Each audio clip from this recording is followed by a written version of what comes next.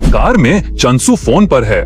दूसरी तरफ से कोई पूछता है कि वो अब क्या करेगा, क्या वो पार्क हांजुन और ओ जुनवू को ऐसे ही छोड़ देगा। चंसू कहता है कि बिल्कुल नहीं, अगर उन्होंने आग लगाई है तो उन्हें भी जवाब देना चाहिए। वो ऑर्डर देता है, तैयार रहो। वो कहता है कि ये फाइट शायद साउथ कोरिया की हिस्ट्री की सबसे बड़ी फाइट होगी। सीन बदलता है और एक आलीशान बिल्डिंग के अंदर नेक्सस के सभी ब्रांच मैनेजर्स की एक मीटिंग हो रही है। ग्योंगी ब्रांच का मैनेजर चॉय तैसू पूछता है कि इस अर्जेंट कॉल का क्या मतलब है, क्योंकि उसका एक स्केड्यूल है, इसलिए जल्दी करने को कहता है। गैंगवॉन ब्रांच का मैनेजर किम जी ह्योक कहता है कि वो वही करते हैं जो उन्हें ऑर्डर दिया जाता है। चंग चियांग ब्रांच का मैनेजर ली मूनगिल आराम से कहता है, वेल इट हैपेंस। जोला ब्रांच का मैनेजर जो चेनक्यू शांति से ड्रिंक पीते हुए कहता है कि सोल का व्यू अच्छा है तो कंप्लेन क्यों करना। ग्योंगसंग ब्रांच का मैनेजर बैक डोंगचेन चुपचाप सब कुछ सुन रहा होता है। इंचन ब्रांच का मैनेजर नाम इंसू भी सीरियस होकर बैठा हुआ है। चॉय तैसू सीधे मुद्दे पर आते हुए कहता है कि उन सबके यहाँ होने की वजह पार्क हांजुन है ना। वो आगे पूछता है कि क्या चंसू ने उसे अपने पैसों से एक लूजर नहीं बना दिया था। ये सुनकर बैक डोंगचन कहता है कि आखिर ये पार्क हांजुन है कौन, जिसके लिए उन सबको सोल बुलाना पड़ा। ये सुनकर ली मूनगिल हंसता है और कहता है कि ओ हाँ, बैक को तो नहीं पता होगा, क्योंकि बैक ने नेक्सस पिछले साल ही ज्वाइन किया था। वो आगे कहता है कि अगर बैक को कुछ भी नहीं पता तो ये थोड़ा अजीब होगा, इसलिए वो उसे सब कुछ बताता है। वो बताता है कि 2 साल पहले पार्क हांजुन नाम का एक सुपर डेंजरस लड़का था। वो सोल के एक छोटे से इलाके का हेड था। वो कहता है कि नेक्सस ने सोल के बाहर सहित आसपास के सभी इलाकों पर कब्जा कर लिया था। इसके बावजूद उन्हें पार्क हांजुन के इलाके पर कब्जा करने में बहुत मुश्किल हुई। वो कहता है कि ये बहुत एम्बैरेसिंग था। इतना ही नहीं, बाकी इलाकों के गुंडों ने पार्क हांजुन को देखा और उन्हें उम्मीद मिल गई और इस वजह से नेक्सस पर कई अटैक्स हुए। इसलिए उन्होंने पार्क हांजुन को पकड़ने के लिए अपनी पूरी ताकत झोंक दी। वो कहता है कि अगर सब कुछ बिना प्रॉब्लम के खत्म हो जाता तो वो आज यहाँ नहीं होते। कुछ ऐसा हुआ जो उनकी उम्मीद से परे था। वो बताता है कि उनके पास ज्यादा लोग होने के बावजूद वो लड़ाइयाँ हारते रहे। इतना ही नहीं, नेक्सस बर्बाद होने की कगार पर आ गया था। बायक हैरानी से पूछता है, ये पॉसिबल है? ली मूनगिल कहता है कि हाँ, अगर तुमने उस हरामी को लड़ते हुए देखा होता। वो हांजुन को एक क्रेजी मॉन्स्टर कहता है। ये सुनकर बैक डोंगचन गुस्से में कहता है कि तो क्या इसका मतलब ये नहीं कि तुम सब कमजोर थे?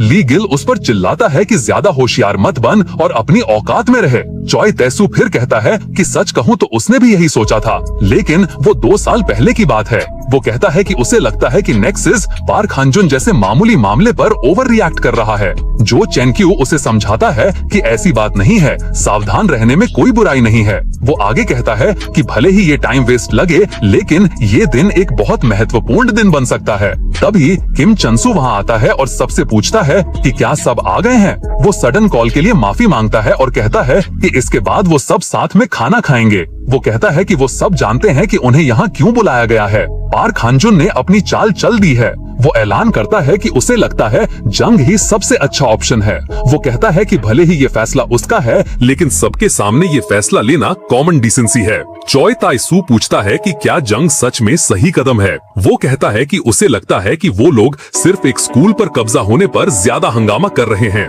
ये सुनकर चॉनसू गुस्से में चिल्लाता है, तुम्हें लगता है मैं हंगामा कर रहा हूँ? तभी नाम इंसू, इंचुन का मैनेजर, कहता है कि उसे नहीं लगता कि चॉनसू हंगामा कर रहा है। वो कहता है कि उसे हांजुन से निपटने दो। चॉनसू पूछता है कि क्या वो ठीक रहेगा, क्योंकि पिछली बार चॉनसू ने जो तरीका इस्तेमाल किया था वो शायद दोबारा इतनी आसानी से काम ना करे। वो बताता है कि हांजुन के पास एक बेनिफैक्टर है, इसलिए बहुत तैयारी करनी पड़ेगी। नाम इंसू कहता है, तैयारी? जब से मुझे ये घाव मिला है एक पल भी ऐसा नहीं गया जब मैं तैयार ना था। चॉनसू मुस्कुराता है और कहता है कि ठीक है, नाम इंसू का पार्क हांजुन से पुराना झगड़ा है और वो उस पर भरोसा कर सकता है, इसलिए वो फेवर में वोट करता है। बाकी सब भी फेवर में वोट करते हैं। चॉनसू ऐलान करता है कि तो ठीक है, इंचुन इस मामले को संभालेगा। मीटिंग खत्म होने के बाद नाम इंसू मन में सोचता है, पार्क हांजुन हरामी। वो अपने गुंडों के पास जाता है और कहता है वो दिन आखिरकार आ गया है। वो दिन जब हम पार्क हांजुन को मार सकते हैं।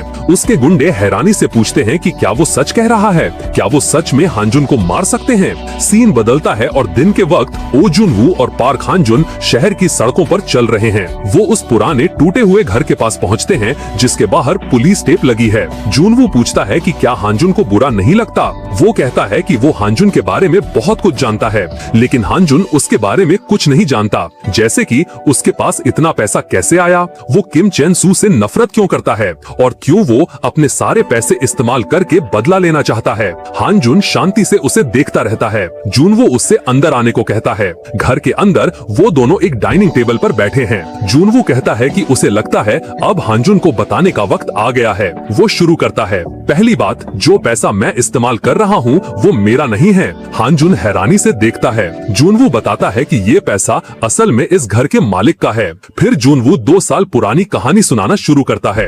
एक फ्लैशबैक में एक यंग जुनवू जो उस वक्त अलग दिखता था सड़क पर चल रहा है। उसका दोस्त ह्योक दौड़ते हुए आता है, उसे चिढ़ाते हुए कहता है, ओए बेवकूफ, तुझे किसने कहा मुझसे आगे जाने को। जुनवू बताता है कि उसका एक दोस्त था, एक ऐसा दोस्त जिसे वो इतने लंबे समय से जानता था कि उसे याद भी नहीं कि वो दोस्त कब बने। वो बताता है कि वो एक दूसरे से लड़ते थे और अगले दिन सब भूल जाते थे।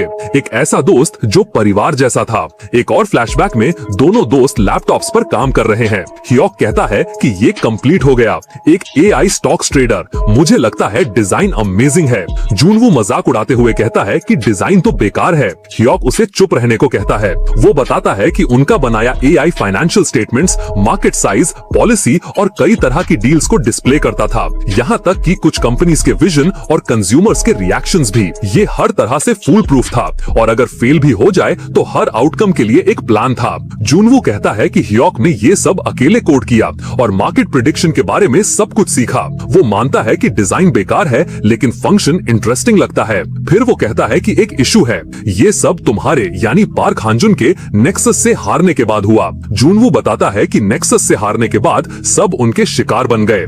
एक फ्लैशबैक में नेक्सस के गुंडे उन्हें घेर लेते हैं और पूछते हैं कि क्या उन्होंने असेंबल होने का ऑर्डर नहीं सुना। वो लोग उन्हें मारने लगते हैं। जुनवू बताता है कि नेक्सस अनअप्रूव्ड ग्रुप्स को तोड़ रहा था, लेकिन जुनवू कहता है कि वो उसकी पर्सनालिटी जानता है। वो चुपचाप बैठकर किसी थर्ड ग्रेड के गुंडे से मार नहीं खा सकता। फ्लैशबैक में जुनवू भी गुंडे पर चेयर से हमला कर देता है। वो कहता है कि उसका दोस्त भी उसके जैसा ही था और वो भी एक गुंडे को मारते हुए चिल्लाता है, तू मेरे दोस्त को क्यों मार रहा है हरामी। जुनवू बताता है कि वो लड़ने में अच्छे नहीं थे, लेकिन वो जंगली कुत्तों की तरह लड़े। उन्हें लगा कि अगर वो पागलपन दिखाते रहेंगे और उन्हें थका देंगे तो वो उन्हें छोड़ देंगे, लेकिन जुनवू कहता है कि वो उनसे कहीं ज्यादा क्रेजी निकले। अगले सीन में उनका घर आग में जल रहा है।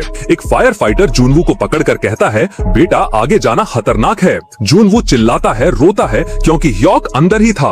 अगले सीन में वो गुंडों पर चिल्ला रहा होता है, तुम हरामियों ने उसे मारा है ना, तुम लोग इंसान भी हो हरामियों, हमने तुम्हारा क्या बिगाड़ा था। गुंडे शांति से कहते हैं, हमने वहाँ सिर्फ स्मोक किया था, गलती उसकी है कि वो इतना डिसरिस्पेक्टफुल था। जुनवू गुस्से में उन पर हमला करता है, लेकिन वो उसे बुरी तरह से मारकर गिरा देते हैं। जुनवू बताता है कि वो बेबस था, उन्होंने उसके दोस्त को मार दिया और वो उनके खिलाफ कुछ नहीं कर सका। उसने नेक्सस से लड़ने की हिम्मत खो दी थी और उसे इस सब से ठीक होने का कोई रास्ता नहीं दिख रहा था। वो सोचता है कि मर जाना ही बेहतर होगा। वो सोचता है कि काश वो सब कुछ रिवर्स कर सके और कभी पैदा ही ना हुआ होता।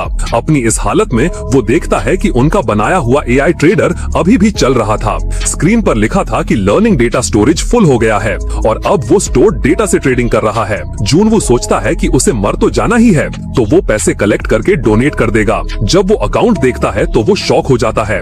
उसके बैंक अकाउंट में इतना बैलेंस था जितना उसने कभी सोचा नहीं था। जुनवू बताता है कि उसे खुशी, दुख या शौक से ज्यादा गुस्सा इस बात का था कि वो ये खुशी दूसरों के साथ नहीं बांट सकता और वो ही गुस्सा उसके जीने की वजह बन गया। फ्लैशबैक खत्म होता है और जुनवू हांजुन से कहता है कि वो ये पैसा किम चेन सू को नीचे गिराने के लिए इस्तेमाल कर रहा है, इसलिए अगर हांजुन सारा खर्च भी कर दे तो कोई फर्क नहीं पड़ता क्योंकि ये ह्योक का ही पैसा है। हांजुन पूछता है कि जुनवू उसे ये सब क्यों बता रहा है। जुनवू कहता है कि आसान शब्दों में ये उसे गैसलाइट करने के लिए है ताकि हांजुन नेक्सस को बर्बाद करने का ख्याल कभी ना छोड़ सके। सीन बदलता है और जुनवू कार में चॉय सोह्यून से फोन पर बात कर रहा है। वो कहता है कि उसने हांजुन को अपनी रोने वाली बैक स्टोरी बता दी। सोह्यून हंसती है और कहती है कि ये अनएक्सपेक्टेड था। वो कहती है कि वो हैरान है क्योंकि जुनवू आमतौर पर अपने बारे में ज्यादा बात नहीं करता। वो पूछती है कि क्या जुनवू ने एक नया दोस्त बना लिया है। वो आगे कहती है, लेकिन भूलना मत,